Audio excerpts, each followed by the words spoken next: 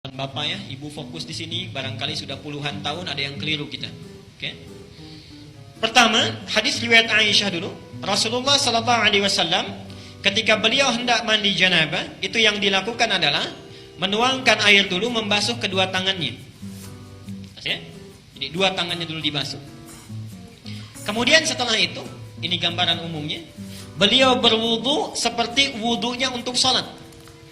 Jelas sampai sini? Basuh tangan, berwudu seperti wudu untuk sholat. Yang ketiga, dari bejana yang sudah disiapkan itu, kalau kita mungkin gayungnya sudah ada, mengambil sebagian air, kemudian menyela-nyela rambutnya, diratakan dengan tangannya. Jadi tidak langsung menyiram air, Pak ya. Tidak langsung menyiram air, Ibu ya. Jadi yang pertama ingat, air diambil untuk basuh tangan kita dulu. Yang kedua apa? Berwudu seperti wudu untuk sholat. Sebentar Pak, itu lewat hadis Maimunah. Oke, saya sampaikan bagian pertama dulu. Nanti diperinci di Maimunah binti Al-Harith. Yang kedua apa? Berwudu dulu. Yang ketiga apa? Menyela-nyela kepala atau rambut ya, rambut kita. Yang keempat, kemudian mengambil air, membasuh, menyiramkan di kepala keseluruhan. Belum ke sini dulu, belum ke badan ya. Saya ulangi pelan-pelan. Satu, mencuci tangan. Kedua, berwudu seperti untuk sholat. Ketiga, menyela-nyela rambut, meratakan keseluruhan. Keempat, menyiram rambut keseluruhan di kepala. Setelah itu, baru disiramkan secara keseluruhan. Jelas sampai sini? Disiramkan secara keseluruhan menggunakan sabun dan seterusnya. Ini gambaran hadis yang pertama yang umum sifatnya. Oke? Baik. Kita lihat.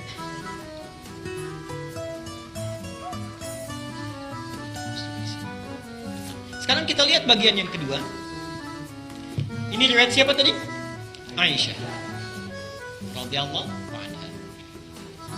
Sekarang Nabi sallallahu alaihi wasallam ketika tinggal di rumah Maimunah, kemudian setelah itu berhubungan dengan Maimunah binti Al-Harith, salah satu istri beliau. Kemudian Nabi sallallahu alaihi wasallam melakukan mandi janabat saat itu. Hadisnya diriwayatkan oleh Maimunah dari Abdullah bin Abbas. Abdullah bin Abbas di Al-Bukhari nomor hadis 265. Perhatikan. Sebentar, saya menyimpang dulu pelan-pelan. Ibu masih ingat Bapak kisah Ibnu Abbas itu? Anaknya usia berapa tahun? Baik, silahkan cek pertemuan kita yang lalu, hadis Abu Daud nomor hadis 1365 itu ya. Ibnu Abbas dalam usia 4-5 tahun itu memaksa ingin tinggal di rumah bibinya Maimunah. Jadi Maimunah ini bibinya Ibnu Abbas. Tinggal di sana, ingin melihat bagaimana sifat bangunnya Nabi dari tidurnya sampai tahajud. Saya pernah terangkan ini ya. Ibnu Abbas memperhatikan itu, berdiri di depan kamar Nabi, diperhatikan bagaimana kira-kira Nabi bangun tidurnya. Sampai kemudian tahajud, diajak beliau untuk menunaikan tahajud. Ternyata tidak berhenti sampai di situ.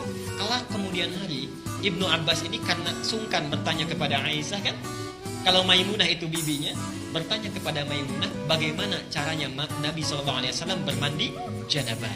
Disinilah muncul bagian yang kedua yang lebih terperinci. Satu, kata Maimunah, Nabi SAW bila hendak beliau bermandi janabat, perhatikan, satu, mengambil air dengan tangannya, okay? Lalu kemudian mencuci kemaluannya dengan tangan kirinya. Okay? Nah, kalau Bapak tadi sampaikan, kalau ingin cari referensinya, itu bukan riwayat yang Aisyah, tapi riwayat Maimunah binti Al-Harith. Ini bagian yang pertama. Yang kedua, hampir mirip dengan yang tadi, menyela-nyela bagian rambutnya. Okay? Bagi perempuan, ada dua cara. Boleh diikat, dikepang. Karena Maimunah itu juga pernah diikat, dikepang. Langsung bertanya pada Rasulullah, ya Rasulullah, apakah saat mandi perlu aku uraikan rambutku? Kata Rasulullah, tidak perlu. Cukup kamu guyur semuanya itu, dan bila telah merata, sah mandimu. Jelas ya? Baik. Kemudian setelah diratakan, lebih baik kemudian bisa diuraikan. Setelah itu selesai, kemudian diguyur. Selesai sampai sini, baru kemudian berwudu seperti wudu layaknya sholat. Tapi kaki belum dibasuh. Kaki belum dibasuh. Saya ulangi. Ambil air, basuh kemaluan dengan tangan apa? Kiri. Setelah itu menyela-nyela kepala. Setelah itu ambil air, kan? Basuh, baik siram, berwudu seperti layaknya wudu, akan sholat, tapi kaki kita belum dibasuh. Jadi cuma sampai telinga ya. Setelah itu siramkan secara keseluruhan. Terakhir setelah selesai baru cuci kaki. Jelas sampai sini? Nah, ini bisa ditemukan di Al-Bukhari nomor hadis 265. Nah, dari sinilah kemudian ulama menggabungkan kedua hadis ini, dibuatlah susunan yang lebih lengkap. Jelas ya?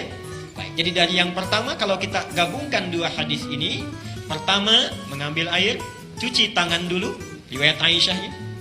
Setelah tangan dicuci kemudian mencuci kemaluan.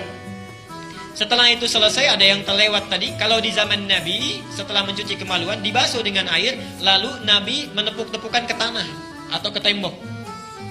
Ya. Itu maksudnya menghilangkan barangkali sebagian kuman-kuman yang masih menempel. Sifat tanah kan bisa menghilangkan, karena dulu belum ada sabun seperti sekarang. Kalau bapak ingin ikut, ibu ingin ikut sunnah Nabi, ikuti dengan cara yang cerdas. Jangan setelah dibasuh, tempel-tempelkan ke tembok ini. Cukup pakai sabun, dicuci dengan sabun. Saya ulangi dari awal. Tangan dibasuh dulu, basuh kemaluan, kemudian cuci dengan sabun. Setelah itu sela-sela kan? Baik ya, sela-sela. Basuh kepala keseluruhan, berwudu seperti layaknya. Untuk sholat sampai kakinya. Satukan, sampai kakinya. Baru setelah itu dibasuh secara keseluruhan, mandi dengan rapi. Kalau sudah dilakukan, tidak perlu wudu lagi.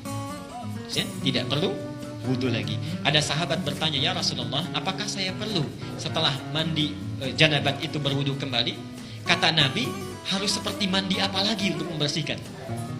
Bahasanya metafor, harus seperti mandi apa lagi? Artinya setelah wudu setelah mandi tidak perlu wudu lagi. Jelas sampai sini?